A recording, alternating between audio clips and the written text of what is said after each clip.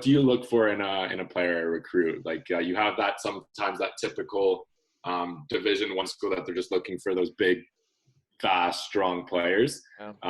But that's not always the case. Like you have Ryan Raposo that came from League One here in Ontario. That's what 5'5", 5'7", then got first round to the MLS and to Vancouver Whitecaps. So like, what do you personally look for in a recruit? I mean, usually I'll tell you when I go watch a game, I never tell a kid I'm coming because I want to see their interactions during warm up. I want to see how they behave. I want to see how they hang out with their teammates. Are they focused? Are they firing up their teammates? Or are they playing off on their phone, juggling a ball, or waving to mom and dad and their girlfriend and so forth? Those are things I look for right away. Then once the game starts, I look for those little things like checking your shoulders, communicating, vision. Is her head like a bobblehead? They constantly scanning, looking, and receiving to look to play forward.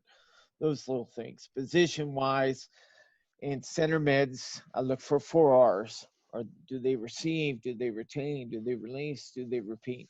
Defenders, aerial battles. I don't care how big they are, but are they getting up in the air and winning those aerial battles, the head-to-head battles, 50-50s? Distribution, can they use both feet? All right.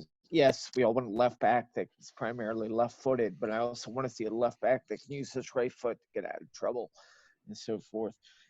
Are they just booting the ball down long, or are they doing what we do at LTU? Do they like to build from the back? Do they like to play the 68 to 10? Or they also look to skip zones? Goal scorers, for Keane, for example, the video you sent me, the kid can score. I mean, he shoots, he's dominant. That's things that we look for in a forward. We want a bulldog up top, just somebody that's got a nose for the goal, no matter what. Doesn't always have to make it, but he gets a nice little pass on target, or he gets a shot on target, and so forth.